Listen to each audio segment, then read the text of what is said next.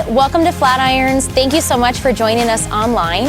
We are jumping into the middle of what we call a women's series here at Flatirons. It's called Lost in Translation.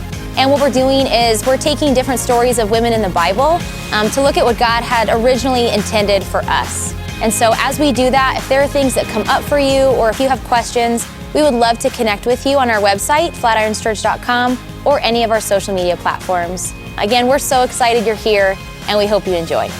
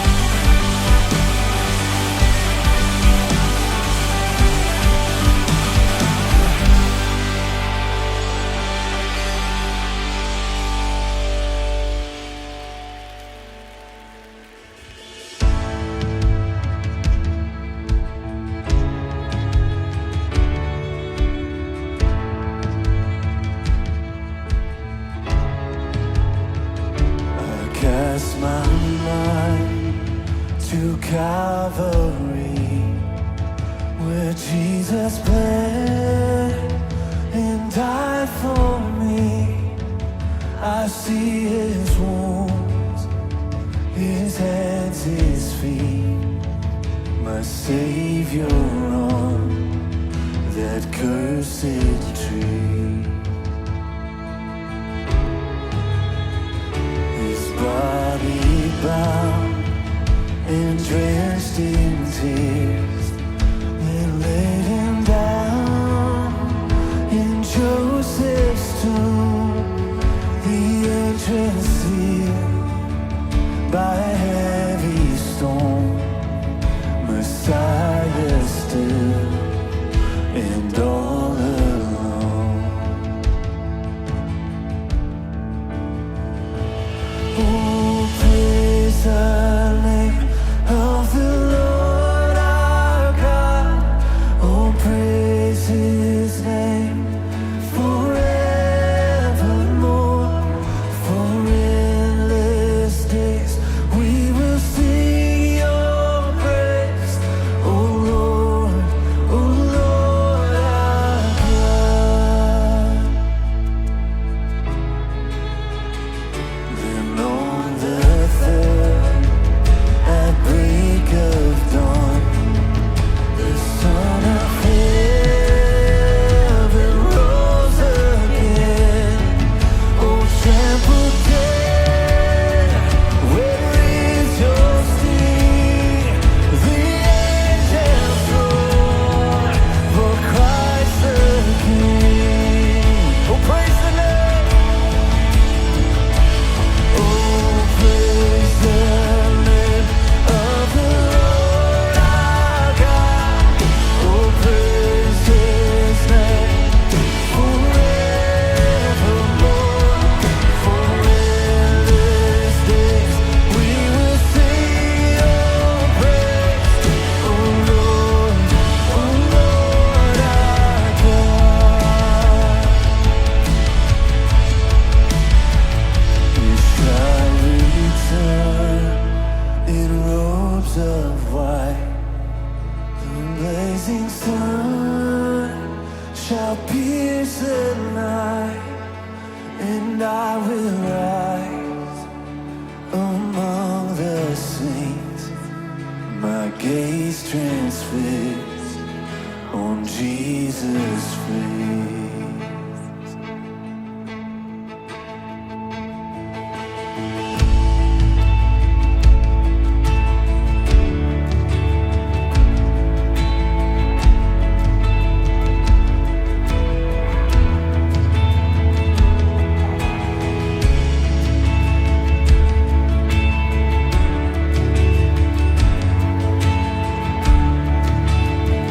Let's praise the name of Jesus together.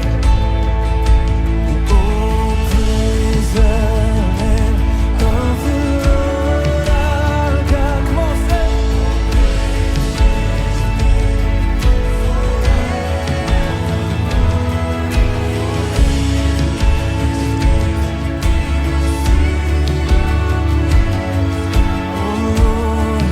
Oh Lord our God. Lift it up. Oh, praise the name of the Lord our God. Oh, praise his name forevermore. For endless days we will sing your praise. Oh Lord our God.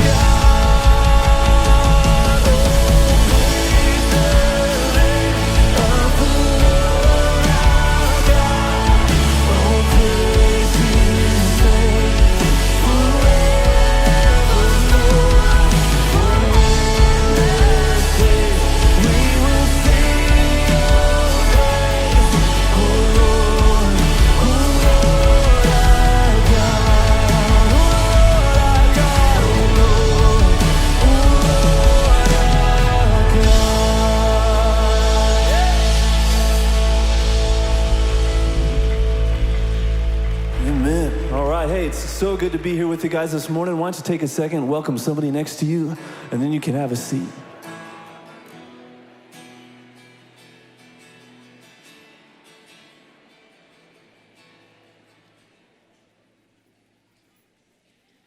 Hey Flatirons, how you doing? Good. I'm excited you're here today or that you're joining us online. I want to start by saying to all of the dads in the room and watching, Happy Father's Day. Yeah.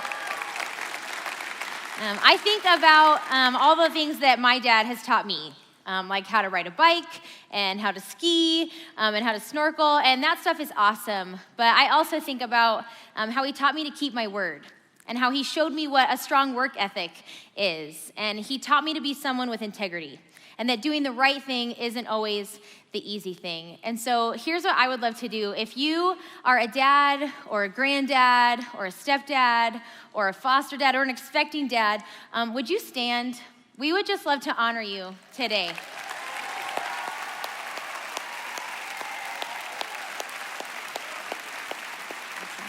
Thank you for all the ways that you provide and protect and lead your families. Let me also say this. I know for some of you, today isn't happy and exciting, but maybe it feels more awkward and painful.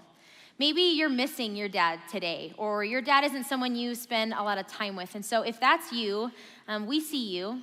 And it's on days like today that I'm even more grateful that God is our Heavenly Father and that He loves us perfectly. So, Flatirons, happy Father's Day, and thanks for choosing to spend your weekend here with us.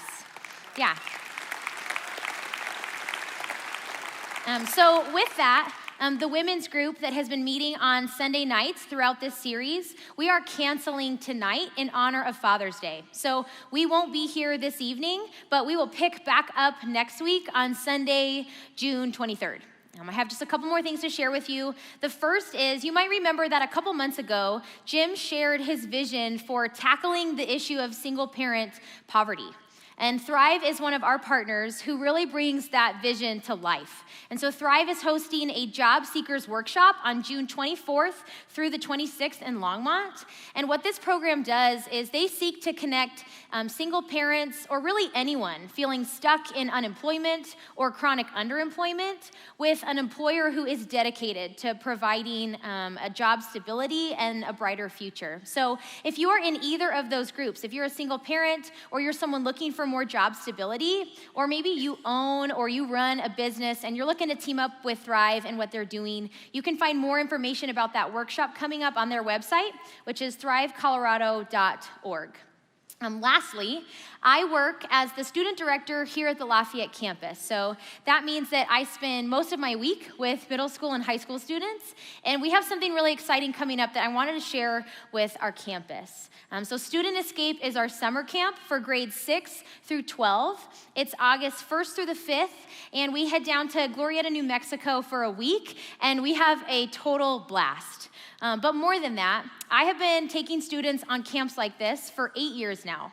And in those 8 years, I have become certain of this, that God moves and works in the hearts of teenagers at camp in a way that we just don't see on a week-to-week basis at youth group. Camp is really where students make decisions about Jesus. And then they come home with this community of friends and leaders who will walk alongside them as they figure out what that means for their real everyday life back at home. So if you know or you have or you are connected to a middle schooler or a high schooler, you don't want them to miss this opportunity. And you can register them online at flatirons.church.com/students. But the other piece of that is every year the church sets aside a scholarship fund to help families who couldn't afford the cost of camp on their own. And already this year, we have only about 4 scholarships left and a long wait list of students who are eager to go. And so if you are in a position to contribute to that scholarship fund, or maybe you're not going to send students of your own, but you are passionate about investing in the next generation, would you head to the info desk after service? They can get you information, or you can send an email to students@flatirons.church.com about how to send a student to camp or how to donate to that scholarship fund. So that's all I have for us. But today, we get to hear from our Lafayette campus pastor, Zach Weingartner, who is so loved. So give it up for Zach. Yeah, we are in for such a treat. But before we get to that, I'm going to pray for us, and then the band has something special. God, I'm so thankful that you are good and that you are perfect. God, I'm thankful that you went so far as to send your son Jesus here to earth, into our mess, to then die for us, and then you brought him back to life so that we could live a life with you forever. I'm thankful that that is the kind of Father you are to us. So God, as we come into this place today, I pray that you would just help silence whatever distractions were going on 5 minutes ago. God, I pray that you speak through Zach, that you would teach us something new about your son Jesus, or maybe you would just remind us something about him that we forgot, and that you would teach us something about the way he sees us. So Jesus, I love you and I need you, and in your name I pray, amen.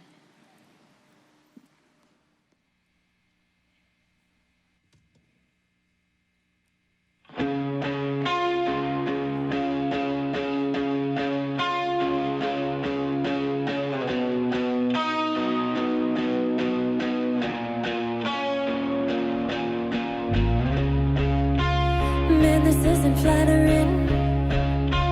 All up in my head again. I don't feel myself right now.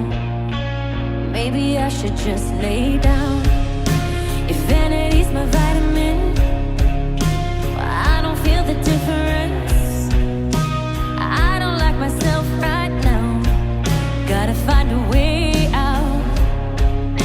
And what you feel is natural, but I don't wanna feel this anymore. Pick yourself up off the kitchen floor. What you waiting for?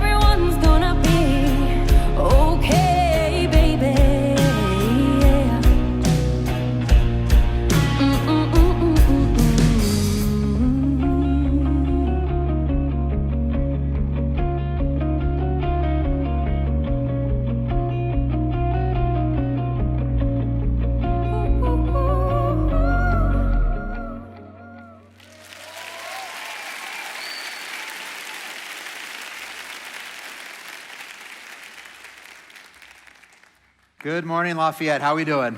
Feeling good?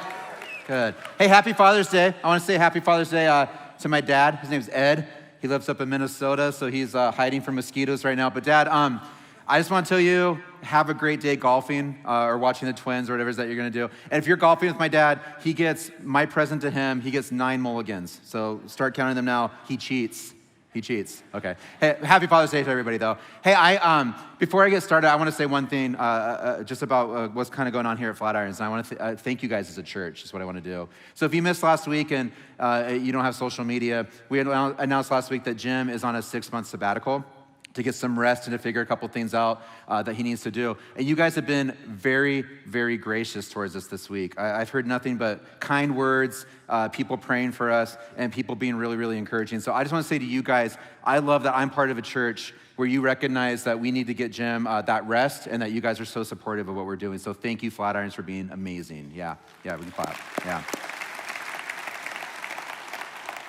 I'm excited to be with you guys today in this women's series. As this is week 4 of this women's series, we have one more to go after this. And honestly, I'm honored to be here as a part of this, to stand here and talk to our church about God's heart for everyone, but specifically for women. Because this church, and I talked about this a couple weeks ago at the beginning, this church is filled with just incredible women and incredible leaders. I talked a couple weeks ago about how my staff here in Lafayette, there's about 12 of us leading departments.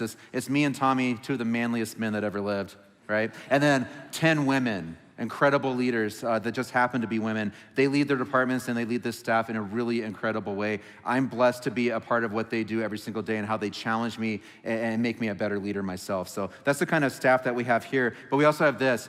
Hundreds of you every single weekend, men and women, but specifically for this series, I just want to shout out the women for a second. You come here and you volunteer, and I say we can't do this without you, and I literally mean it, because what you guys do is you come in here and you set the temperature for this church every single weekend. So I can't say thank you enough to all of you who give your lives to that as well.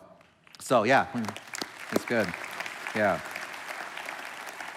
Then for me, specifically, just so you have a little bit of an idea of where I'm coming from, I'm married to my wife. Her name's Josie. She is a humble, gracious, kind, and wise woman. She's also can be fierce and strong when she needs to be, and sometimes that's when I made her mad, which sucks, but that's okay. I have a 10-year-old daughter. She's a fiery, brilliant little artistic girl. She captured my heart from the first scream in the St. Joe's delivery room 10 years ago. This weekend, we were on a little trip for my son's baseball team, and I was sharing a bed with her. And at 3 o'clock in the morning, I was awakened to her slapping me across the face, fluffing me up like a pillow, and then laying her head right in the middle of the bridge of my nose. And so I left. And so I'm here with you guys. Thank you. But she's outstanding. Growing up, I was the middle kid in my family. There's 3 of us, and I was wedged right between 2 sisters who are better at everything than I am, and hopefully they won't watch this and hear that. But my older sister was the valedictorian of the high school. She has a PhD in something I don't understand and can't pronounce, and she writes books that people actually buy, which is incredible. So that's really cool. She's a college professor, and she's brilliant. My little sister is one of my closest friends on the planet. She's a world-class athlete. She's in her college sports hall of fame. She's a smart businesswoman, and she's an amazing mother and wife as well. But before all of that, of course, I was raised by my mother, who worked 60-hour work weeks, but she was still there for me at every single turn in my life. She encourages me, she supports me, she challenges me. She did then, and she does now. She taught me a lot of things. I get a lot of my work ethic from my mom. Unfortunately, for some people, I get my sense of humor from my mom. She's a really, really funny person. But the thing I want to talk about today to set us up is just one scene from my life when I was 17 years old. When I was 17, my family moved here to Littleton. So we moved from California to Littleton. I was just about at the end of my junior year of high school. And if you guys can remember being 17, or maybe some in the room are 17 or about that age, when we moved, I thought my life was over, right? Everything that I'd ever known, everything that I ever had, thought that I had established as a kid was gone. So we moved to Littleton, and my parents had to hear me rail on and on, day after day, about how it's the worst thing they ever did to me. Do they even love me? I was threatening to run away. I was just gonna go live on the beach in San Diego where I grew up, and I was just gonna be okay with that. That was my plan, which is sad. And so my mama patiently listened to me day after day. And I don't know how your brain's wired, but my brain's wired this way, where I can remember when I am driving down the road, I'll pass an intersection, and I can remember a conversation that I had, or sometimes a song that I heard when I went through that intersection. So stick with me here. I'm driving down Bellevue with my mom at 17. And we're in Littleton, passing into Inglewood on Bellevue. If you're from that area, you know what I'm talking about. As we get to the other side of Santa Fe on Bellevue, my mom pulls over, and I'm just going off on her and telling her all these things about how they ruined my life. My mom turns to me, parks the car, she grabs my hands, and with tears in her eyes, she looks at me, and we both just cried for like 10 minutes. And I think that's all I needed. Like somehow in that moment, everything was okay, and which might sound like melodramatic or not real, but I really believe this. At that moment, I've never really been the same person. See, my mom's strength and her unwavering love have marked me as a man, as a human being, not only from that point, from before that, but definitely from that point on. So I say all that to you today, not to say that I'm qualified to tell women anything at all. I'm definitely not. But what I want to do is say this. I really believe that in this story that we're going to look at today, that God has given me something for us in this time. That because of the amazing women that I get to work with every single day and that I'm surrounded with both in my home and in my personal life, that God is letting me channel a little bit of their wisdom and a little bit of the humility that they've shown me and given me, and I'm going to share that with all of us today. So when we found out just a couple weeks ago that Jen was going to take this sabbatical, they asked me, would you teach week 4 of the women's series? And I was like, oh, are you kidding? Wow. Yeah, I mean, I will. But I was scared, and it's not because I'm scared to talk to women at all. It's not that. That's not what I'm trying to get at there. I was scared because this is how serious I take it. I really believe that this is one of the most significant series that we've done here at Flatirons. And so my nervousness comes around this. I want to make sure that I studied well and read up and was ready to teach something that matters, because this is really a really, really big time for our church.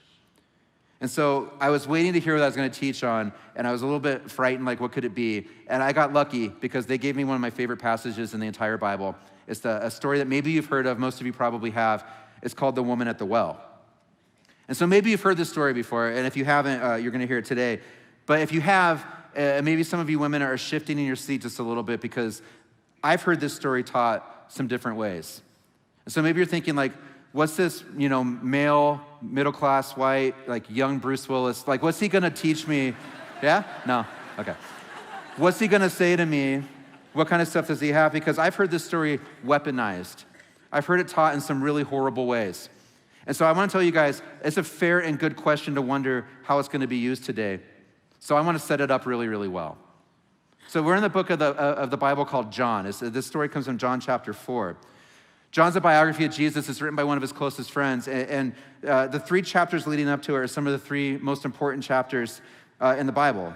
So it's really important to me. I don't know if you guys, this is like a dated reference, but I really used to love the show Lost until the ending. Did anybody else love that show? And every single week on Thursday night, I look forward to when the commercials would dissolve and you hear that previously on Lost. The coolest voice ever. So I want to do really quickly, previously on John, okay? So I'm gonna run, people are like, you talk too fast. I'm gonna talk a little bit faster. I'm gonna run through 3 chapters of John with us real quick, okay? John chapter 1, Jesus is the Word of God. He's made into flesh and blood, and he's sent to earth. He makes his dwelling among us. So he makes this choice to leave the perfection of heaven and to be planted in the midst of our real world and our real lives. All of the goodness and all the ugly parts. All the stuff that we don't want people to see, all the stuff we do, the muck and the mire. And maybe that's one of the most important things you're here today. Jesus chose to be with us. Then his cousin John the Baptist tells everyone the Messiah, the Savior of the world, is coming, and then Jesus shows up. He gathers this crew of teenage dropouts that probably, if it was 2019, they'd be playing video games in their mom's basement, and he says, come with me, and they follow him, and he calls them his disciples, his students. So chapter 2, Jesus goes to a wedding, and we see him perform his first miracle. He turns water into wine, a kind act at a wedding. But immediately after that, he goes to the temple, to his church, and he sees people disrespecting it by selling weird things, and he makes a whip, and he drives them out of the temple. So John chapter 2, we learn that Jesus makes his own wine, he makes his own tools, and we think maybe Jesus is from Portland. Okay, so that's where we're left at chapter 2. Chapter 3, Jesus tells us that in order to really live, we must be born again. So when you hear somebody say, I'm a born again Christian, that's what they're talking about. He says, you must be born of the Spirit of God instead of the world. And the guy that he's telling this to, which we're gonna look at here closer in a second, he doesn't get it. So then Jesus, he hits us with John 3:16. If you've never read it, grab a free Bible and check it out on the way out. And coffee mug sales just went through the roof right there at that point in history, right there. So John the Baptist then has this speech where he sends Jesus off to do his work, where he gives us this really strong metaphor. He says, Jesus is the groom, and a spiritual marriage between God and his people. And the bride is us, the church. And away we go, okay? So John 4, it comes on the heels of that story where Jesus tries to share these really deep things with this man. He's a man of power, and he's a man of influence, and we're even told his name. His name is Nicodemus. But here's the thing, Nicodemus totally misses the point of what Jesus is trying to say to him. So Jesus leaves Nicodemus confounded, and he moves on, and our story picks up from there, John 4:1.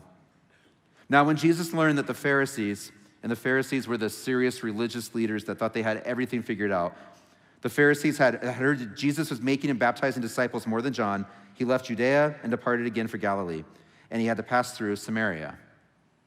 So it tells us this, he had to pass through Samaria. And maybe you're wondering, why is that a big deal? What is that? I just want to pause on it for a second. Because here's what Jesus is up to. He's avoiding a confrontation with those Pharisees. And the Pharisees eventually would get him arrested and killed. And that's the story of Easter that comes later. But Jesus knew it wasn't time for that yet. So in order to avoid that happening too early, he had to go accomplish the work of God. And to do that, he had to leave where he was and go to this new place. But to do that, the fastest route was to go through a place called Samaria. It would take about 3 days for him to cut through there instead of going around, which would take a week or more, maybe 2 weeks. At the time, the region was separated into these 3 really distinct areas. And you can look up here with me real quick. So Jesus is down in that green area of Judea, and he had to move through the purple area of Samaria to get to that reddish area, Galilee. His other option would be go through Cleveland right there. You can see that. And that way it would take 3 times as long and had a bunch of geographical barriers. So to go through Samaria was the most common route, and it was the quickest route. But Samaria was known for one thing really, really specific, and it was this. The outcasts of the Jewish faith lived in that region. See, there were people that were known for the strict belief that God was only in their place. They believed that they owned him, that he was in that one place and only there could he be worshiped. Other Jews viewed them as heretics or maybe even worse. It is the most common route for Jesus to cut through Samaria. Most people would take that way. And so I don't want to get the idea that Jesus is doing something super unusual, but instead what I think he's doing is he's showing us for one of the first times in the Gospels that he's going to take something super ordinary and turn it upside down and do something completely unexpected and different with it. Because when people were avoiding this route, this is really what they were doing. They viewed Samaritans as the worst of the worst. Most of us are familiar with the story of the Good Samaritan, or maybe we drive past the hospital right over here every day. It's called that. And the qualifier in that word, good, in that phrase, Good Samaritan, is the implication that the rest of them are bad Samaritans. We found one good one is the implication of that phrase. So most scholars would compare this to maybe present-day Israel and Palestine, to some of the relations going on over there. You might, if you're more like me, maybe you're a little more blue collar like I am, you can think of it this way. You're a Broncos fan. You go to Oakland. The tailgate party is very Oaklandy, and you have to go into that stadium and experience what's about to happen, the hostility that's going to await you, and the possibilities of some really bad things going down. That's what Jesus is walking through Samaria and walking into in this story. So here's how it picks up. So Jesus, wearied as he was from his journey, was sitting beside the well. So here again, Jesus, John chapter 1, Jesus chooses to come to earth as a human being. He's fully human and fully God, and make his dwelling among us his people. And he's walking through this desert, this really hot climate. I started thinking about the shoes he was probably wearing this week. My wife just bought some of those Birkenstocks that somehow got popular again. Why? I don't get it. So picture it even worse than that. He's going through the desert and poor footwear choice and the heat of the day, and he has to stop. Tells us that he got tired. So he sends his teenage band of misfits into town. We're going to see that here in a second. And he sits down at this town well. Here's what happens next. A woman from Samaria came to draw water. Jesus said to her, "Give me a drink," for his disciples had gone away into the city to buy food. The Samaritan woman said to him, "How is it that you, a Jew, ask for a drink from me, a woman of Samaria? For Jews have no dealings with Samaritans." And there's that tension. It's one of the things that I love about Jesus the most is that Jesus sees tension, and he doesn't look at it the way that I do, or maybe that we all do. He doesn't see it as something to be solved like I do. He instead sees this as an opportunity. And so he looks at this woman and he responds this way. He says, "If you knew the gift of God and who it is that's saying it to you, 'Give me a drink,' you would have asked him, and he would have given you living water." And there's a couple of things that are important here. First, we find Jesus talking to a woman. right? Which is already a big deal culturally. For him to engage one-on-one with her, let alone for her to be from Samaria, from their enemy group, is already a huge deal. And second is this, that scene that left off with this man of power and influence, this man Nicodemus, we know his name. We find Jesus in this story sitting down with a commoner, a woman with no power and no influence, and whose name we never know. But Jesus sits down beside her, and this is what I believe. I believe he looks at her and he sees who she really is. He looks into her eyes and he decides this is worth more than what the passing glance that somebody else might give her. This woman needs something different, and he's not afraid of it. So Jesus, he's asking for this literal drink because he's tired and he's worn out. And this cultural and racial tension comes up again. She's thinking it's odd that somebody who looks like he does, he's dressed in a certain way, and speaks like he does, he speaks in a certain way where she knows where he's from, that she would find it really odd that he would not want to have anything to do with her. So Jesus responds in this way that would have seemed weird. He tells her, I have something that you need. I have the answer to your tired, worn out, burned out, day-to-day existence, and it's better than you could ever believe or imagine. And we're about to find out exactly how true that is for her. Jesus says this to her next. He says, everyone who drinks of this water in the well will be thirsty again. But whoever drinks of the water that I will give him will never be thirsty again. The water that I will give him will become in him a spring of water welling up to eternal life. And the woman said to him, Sir, give me this water so that I will not be thirsty or have to come here to draw water. So we know this about this story. This woman is at that well at midday, about the noon hour. And in order for her to do that, just like it is all around the world right now, in communities that rely on a public well, people line up as early as they can in the day to draw water and start their day, particularly in a climate like this one, before the heat of the day could really get to them. The women in this culture would be the ones to line up and wait their turn as early in the morning as they can for water at the well. So when we see her there at midday, the only thing we know for sure is that she's there because she's avoiding other people. She doesn't want to be there when they're there. And then we know this, by her reaction to Jesus' offer of living water, his audacity, honestly, to look her in the eyes and treat her like a human being. What we see here is, I really believe this, she also wants something different than what she currently has. And we find out more about that with what happens next. Jesus says this, if that all sounds good, he says, go call your husband and come here. The woman answered him, I have no husband. And Jesus said to her, you are right in saying I have no husband, for you have had 5 husbands, and the one you have now is not your husband. What you have said is true. And this is where the plot thickens in this story, because we find out that this woman is carrying with her deep shame. That the reason that she's there in the middle of the day instead of in the morning is because she's chosen isolation over community, because of the way that her life's gone and the ways that it's turned out. And here's the deal. We don't know for sure what the reason is for her having 5 past husbands and a current boyfriend at home.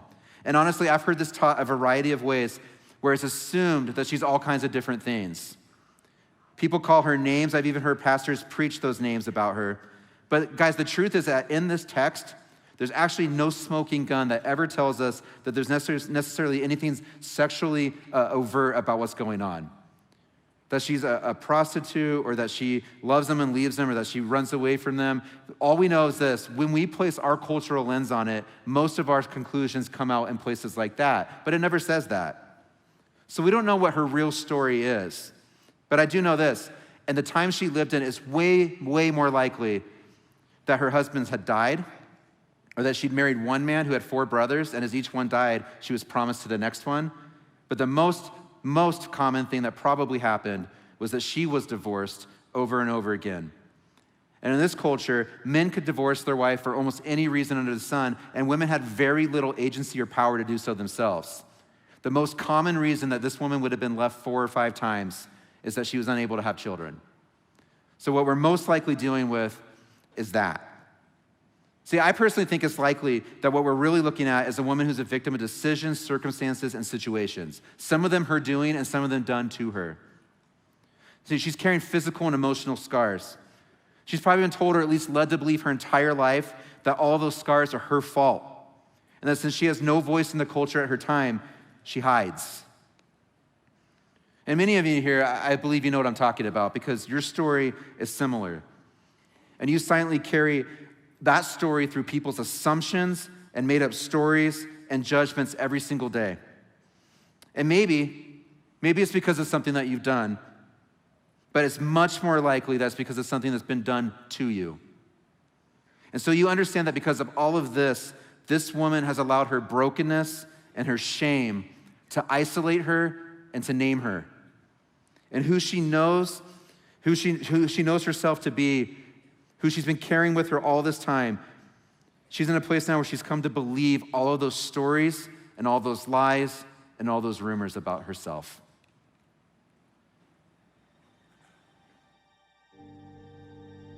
I have a father who is an alcoholic, and he struggles to this day. The ripple effect of that was I heard messages growing up that I didn't matter, that he would rather choose to drink than spend time with me.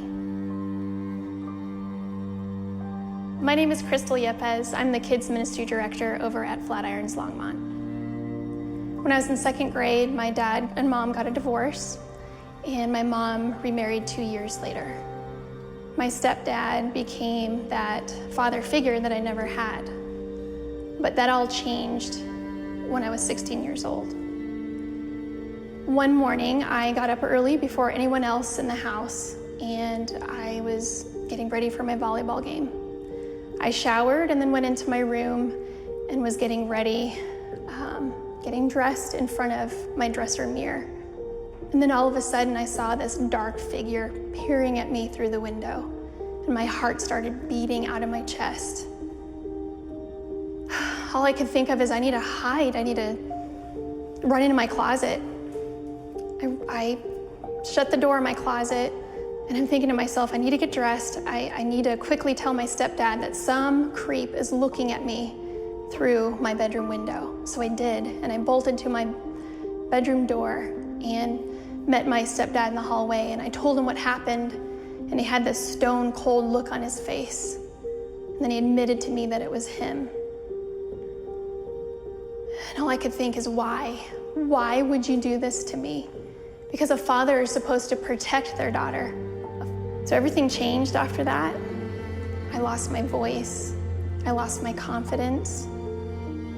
I even changed my posture. I wanted to hide. I didn't want people to see me. And I kept telling myself that it's not a big deal. He didn't molest me, so it doesn't matter. Why do I feel this way? So that comparison piece just made it worse. The lies kept flooding in. I don't matter. All that matters is your looks. I became exhausted with wanting to be perfect all the time, put together, strong, put on a mask, because I felt that was the best way to deal with the anger that I suppressed for so long. After becoming a mom, I decided that, man, I can control their lives. I can control what's happening to people close to me. Through my control, then no one can hurt me. I just want to be perfect all the time because that feels safe, and I know that I'm working towards something. I'm afraid to speak up because if I say something that's not intelligent or maybe it wasn't relevant at the time, if I hear that, then it makes me feel that I don't have a voice and that I don't have anything to offer. So I shut down and I don't speak up.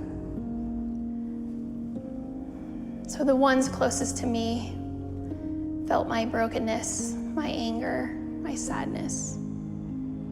And for the past 4 years, I've been on staff here at Flatirons, and I've been living with this tension of obediently accepting the call of what God's asked me to do here at Flatirons, but then also still have that tension of I'm still upset at God for not protecting me, for not showing up. And so through this series, and just recently also with therapy, I've decided to work on this anger. And I think the hardest part is inviting God into my mess because I've been hiding from him for so long.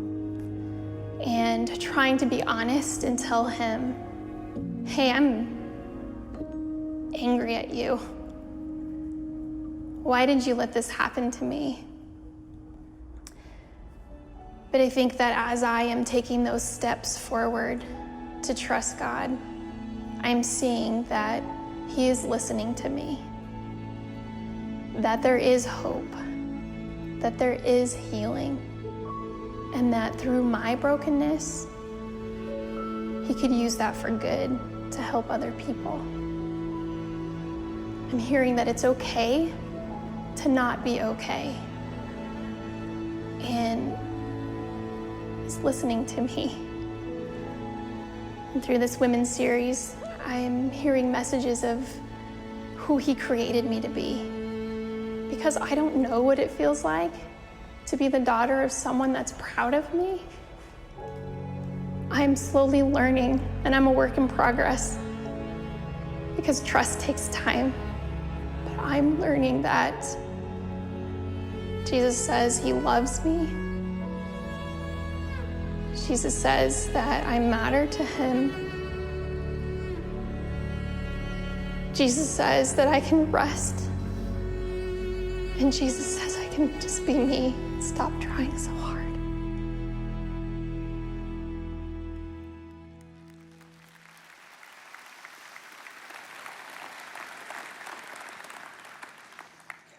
Yeah, so Crystal's story starts to parallel with this woman's story. Crystal found a turning point, and we reached the point in our story where this woman at the well also finds her turning point. So Jesus tells her these things. He says to her somewhat cryptically, I have something for you that you can never even understand. Like, you have no idea how good it could be. And her response is super interesting. She looks at him and says this. She says, Sir, I perceive that you are a prophet. Our fathers worshiped on this mountain, but you say that in Jerusalem is the place where people ought to worship. Jesus said to her, Woman, believe me, the hour is coming when neither on this mountain nor in Jerusalem will you worship the Father. You worship what you do not know. We worship what we do know. For salvation is from the Jews. But the hour is coming, is now here, when the true worshipers will worship the Father in spirit and truth, for the Father is seeking such people to worship him. God is spirit, and those who worship him must worship in spirit and truth. And there's a lot there. I'm going to unpack this with us for a minute here, because there's a lot going on. So first, she asked him this question, and some people think that this question was asked to him to deflect the seriousness of what he just said to her, because she's not sure if she can come out from behind that shame yet. See, my defense mechanism is to tell some joke when I'm in that spot, right? Her defense mechanism seems to be, according to some people's read on this, to hide behind spirituality, to act like she has it all together, to talk religiously, to deflect it. And I've heard that perspective taught over the years, but the more and more I read this over the last couple of weeks, I think there's more going on here than that. See, I think that this broken, isolated, shame-filled woman saw in Jesus a chance to have the sincere desire that she carried with her met. The sincere desire to figure out what's actually going on and who God really is. And sometimes it's only in our brokenness that we can see the things that we need. I think the woman sees the truth of Jesus where the religious leaders, the Pharisees, were too proud or arrogant to really understand it. And it's because she's in this low place, it's because she has no other place to turn, that her instincts tell her that this is for real, that what he's telling her is actually true. Because guys, it's really easy to get judgy with her story. It's really easy to make up the rest of it. But she's in this spot where she's acknowledging her brokenness, and I really believe it's the key to the interaction that she has with Jesus. So remember, when she asks these spiritual questions, she's living in this fractured religious environment of Samaria, where Samaritans have chosen to follow this different brand of Judaism, where they say that God can only be worshiped right on that spot that they're in. And so Jesus looks at her, and that's why he says to her, you worship what you do not know. We worship what we know. And then he follows it up this way with these words that I want to focus on. He confirms that question that she asked him by saying this to her simply, salvation is from the Jews. And here's what he means. See, Jesus looks at this woman in her isolation, in her shame, and he tells her salvation is available to you. And he uses a word here that when you unpack it in this original language, the word for salvation that he uses is this word soteria. So soteria is a feminine derivative of the word soter. And soter means this, deliverance, specifically deliverance through Christ, the Christ who is to come for her. But soteria, on the other hand, is a strongly feminine word in its structure. And it links back to what Ben taught last week when he talked about the fierce comforter idea. It's that same virtue, but it's unleashed in a very different way. Soteria is physical or moral rescue and safety. So Jesus says to her, in other words, that what's available to her right then and there on the spot that they stand, through that cryptic living water he referenced, is salvation, but is rescue and safety from the physical and moral failings of her past and her present. That her brokenness doesn't disqualify her for his kingdom, but instead provides a path for that soteria to redeem her, to restore her, and to usher her into his kingdom through Jesus' living water. So where the world sent her isolation and shame, Jesus instead offers her restoration. And here's the deal, shame is a powerful thing. So when we really start to believe that Jesus is far away and on some cloud, and he's looking down, and he's judging our lives and our actions, and he's disgusted, it's really easy to let it isolate us. Or for us to start to believe the cruel words that other people say about us when they think we can't or won't hear them. Or like Crystal just talked about, women, for you to start to believe that what you look like or what you have to offer other people is all that matters, they're garbage lies. And they do nothing but isolate and bring on shame. There's this concept that a friend of mine shared with me last week, and it's called healthy shame. And he said that we most often call it guilt in our culture, but there's two kinds of shame. There's toxic shame and there's healthy shame. And so Michael was sharing this with me, and he told me this idea from an author named Jim Wilder, and I really believe this idea echoes in the story of the woman. So bear with me for a second here. He says this, he says, shame notifies us that we're not bringing joy to someone. So toxic shame leads us to feel alone and bad, while healthy shame messages or guilt help us discover who we were meant to become. Healthy shame leads us to better relationships, and toxic shame to a false identity. So healthy shame, or that guilt, is another way of saying this. When you know you've done something wrong, it's the opportunity for restoration back to what you value most. See, it helps us identify when we have done something wrong, and it moves us towards repentance and change. The thing that Jim Wilder talks about is that this kind of guilt, this kind of healthy stuff actually happens and is most easily recognized and applied to your life when you're with an affinity group, people you like and people who get you. So it makes sense that when Jesus takes the same information that other people used to send this woman into isolation, he instead uses it to bring her along a path of specific redemption for her specific brokenness. He tells her that the false identity that's been created through that toxic shame that everybody else has heaped upon her can be buried under the soteria that he offers, safety and rescue for her soul.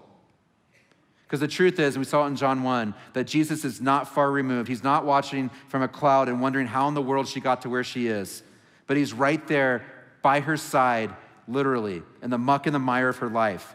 He's a God who's with her, who understands her, and relates to every single thing she's dealing with. And so women in the room, in relation to this, how have you allowed toxic shame to define you, like Crystal did or like this woman did? And what false identity have you embraced or really started to believe about yourself? Is your go-to to isolate from people and, like Crystal talked about, to even try to hide from God because you're afraid that your brokenness has defined you and it's all you are anymore? Because Jesus isn't done. He's not done with your story, and he's not done with her story either, because he doesn't stop right there. Following up, he said this story. He said, the hour is coming and is now here when the true worshipers will worship the Father in spirit and truth. For the Father is seeking such people to worship him. God is spirit, and those who worship him must worship in spirit and truth. Spirit and truth, I want to look at that. See, Jesus uses these words to let her know what soteria really means. What does it really look like to be rescued? He tells her this, God is spirit. And it's a word pneuma, which means breath. So when you breathe in, God's there. And he uses the word truth, aletheia, which refers to the conduct of a person. So when Jesus offers her the opportunity to worship God with her breath, he's saying, worship him with all that you are, and with her conduct, with all that you do, spirit and truth. Or maybe this sounds more familiar. All of her heart, soul, mind, and strength. All she is and all she does. And it blows her away. So I think when she hears she hears Jesus say to her, he uses this word about the specific rescue from the Savior that she's been waiting for, from the Messiah. She has to test it. So she asks him this. She says to him, I know the Messiah is coming. He was called Christ. When he comes, he will tell us all things. And Jesus said to her, I who speak to you am he.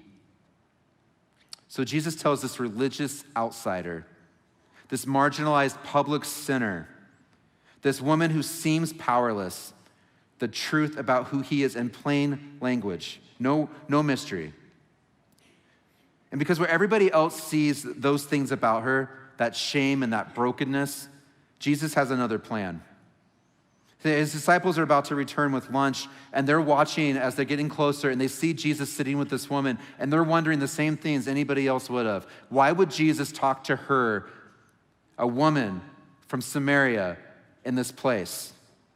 So as they approach, listen to what she does.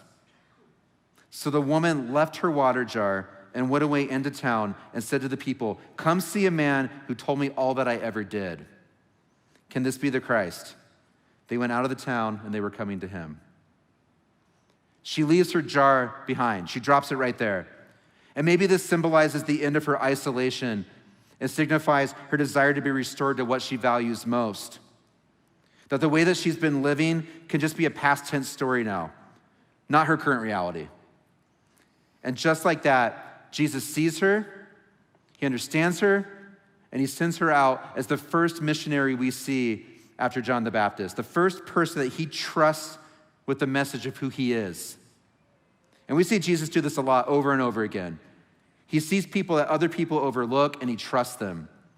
He gives them power in a place where they're powerless, and he asks them to do a thing that might be super uncomfortable and scary, but it just works. He sends a powerless woman to a culture around him that nobody else that's like him would ever talk to. And we're going to see the result of that here in a second. But first, his disciples, his students come back to him, and they're wondering what in the world is going on. Jesus just had this significant heart-to-heart conversation with this woman where she has these breakthroughs, and she starts to understand something about herself for the very first time. And they sit back down, and they just don't get it. They completely miss the point. So it says this in verse 31. Meanwhile, the disciples were urging him, saying, Rabbi, eat. They come back with food. But Jesus said, I have food to eat that you don't know about. So the disciples said to one another, has anyone brought him something to eat? And Jesus said to them, my food is to do the will of him who sent me and to accomplish his work. And then what he's about to do right here is he's about to let his disciples know about somebody who's doing that, the woman at the well. And he says this to them, do you not say there are yet 4 months to come to the harvest? Look, I tell you, lift up your eyes and see the fields are white for harvest. Already the one who reaps is receiving wages and gathering fruit for eternal life, so that sower and reaper may rejoice together. And here the saying holds true, one sows and another reaps. I sent you to reap that for which you did not labor. Others have labored, and you have entered into their labor. That's a lot of stuff there, so take this away. As the disciples miss his point, Jesus says to them a couple things. He says, what sustains me and what keeps me alive is to do the work of God, to show the world that redemption is available, that living water is here, and that life doesn't have to look the way it did 5 minutes ago, 5 months ago, 5 weeks ago, that it can be different. You can drop your buckets. You can leave it all behind. You can worship with all of your breath and your conduct, all of who you are and all of what you do. And you can find salvation for everything that afflicts you both physically and morally. And he tells them this, that woman that was sitting here with me, she's out there doing this now. And he tells them, I'm about to send you out, and you're going to benefit from the work she's doing because of the fact that she listened and she got it. See, that woman, she's not waiting for the day where she's fully healed or she feels like she totally gets it or that she's good enough to be used by Jesus. She's done with all of that. She's not stopping by for a quick seminary degree to be qualified. She's done apologizing for who she is and what she's done, and she's done apologizing for the things that have been done to her. And she's going and doing what Jesus asked of her. And this is what you see in verse 39. It says this, many Samaritans from that town believed in him because of the woman's testimony. He told me all that I ever did." So when the Samaritans came to him, they asked him to stay with them. And he stayed 2 more days, and many more believed because of the word. They said to the woman, "It is no longer because of what you said that we believe, for we have heard for ourselves, and we know now that this indeed is the Savior of the world." And guys, this is such a Jesus thing. He takes this one person's life and this one person's story, this meager offering, and he multiplies them into amazing dividends. See, listen to this. He knew all that she ever did, everything, and he chose her. And instead of piling on toxic shame, he invites her into soteria, into rescue and safety. And because of that, thousands of people in Samaria, this hated land, this place where they just didn't get it, believed that day. And so Flatirons, but specifically today, the women of this church at Flatirons, wherever you are online or sitting right in this room, I want to wrap up by just saying a couple more things. I want to ask you this. How does God want to leverage your specific brokenness, like we saw in Crystal's story and like we saw in the woman at the well story, your specific shame, to both set you free from it and also to reach the rest of the world, the millions upon millions of women who need to hear that it's possible for that kind of salvation to come to them? Where have you been looking for life, maybe for years or maybe just for a little bit, instead of going to that living water that Jesus offers and promises? And I want to be, I don't want to mistake anything. So if you leave knowing nothing else today, I want you to hear this one more time.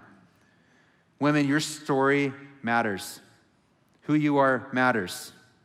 No matter how outrageous or how mundane you might think your story is, it's valuable. And because of who Jesus is, not because any of us are ever good enough, but because of how good he is, he offers you this today. He offers you salvation. That feminine form of the word soteria. He offers you rescue and safety from the physical and moral prisons that have led you to isolation or fear or justification through whatever means you use to hide from that shame, to hide from that brokenness. And he offers you an invitation to worship him with all that you have and all that you do. And maybe lastly, Jesus tells you this.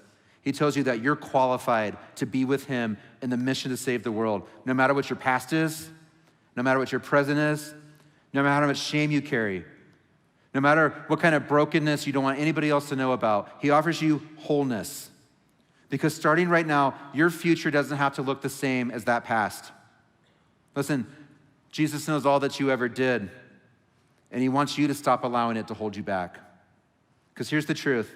We see this at the woman at the well. We see this in Crystal's story. Anybody who has an authentic encounter with Jesus leaves changed. You can't see Jesus and experience him and leave the same person.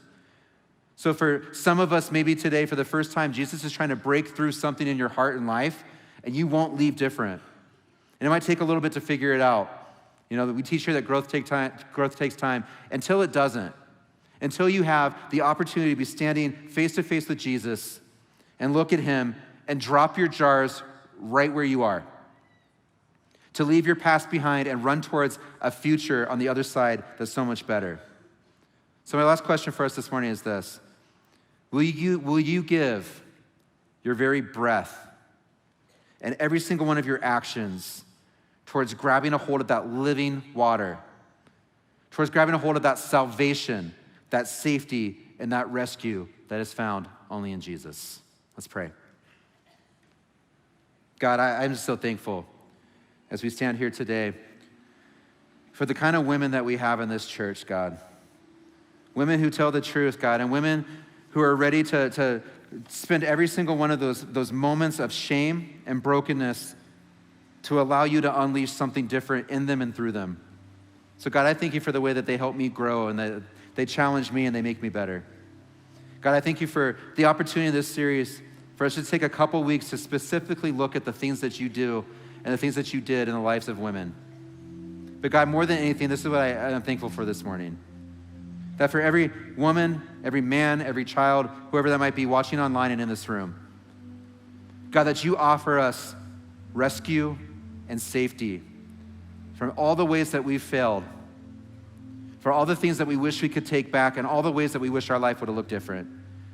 God, instead of giving us shame, Instead of telling us that our brokenness makes us disqualified, through Jesus and only through Jesus, you tell us we can be with you and you still have something better for us on the other side. So God, thank you for that. And thank you for Jesus. It's in his name that I pray. Amen.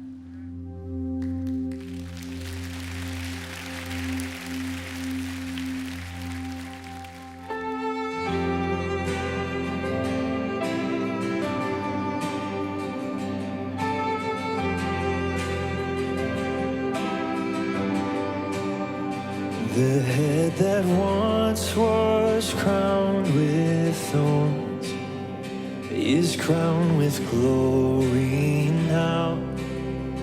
The Savior now to wash our feet. Now at his feet we bow.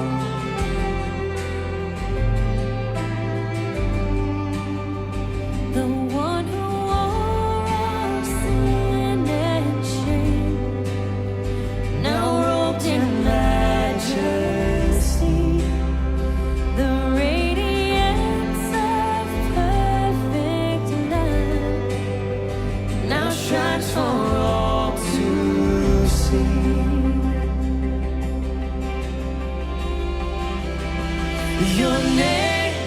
Your name is victory. All praise will rise to Christ our King. Your name is victory. All praise will rise to Christ our King.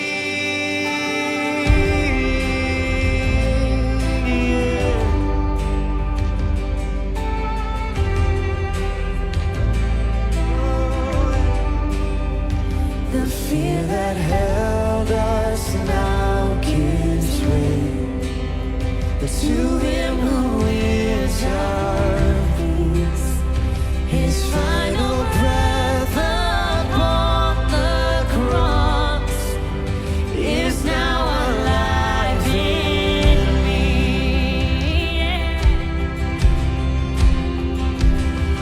Your name is victory.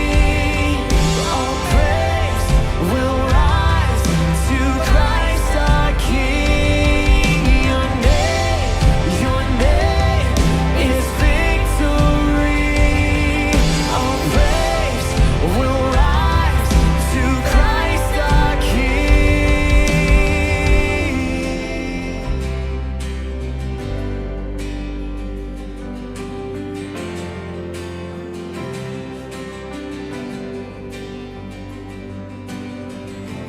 By your Spirit I will rise from the ashes of defeat. The resurrected King is resurrecting me. In your name I come alive to declare your victory. The resurrected King is resurrecting me. By your Spirit I will rise from the ashes of defeat. The resurrected King is resurrecting me. In your name I come alive to declare your victory. The resurrected King is resurrecting me. Is resurrecting me.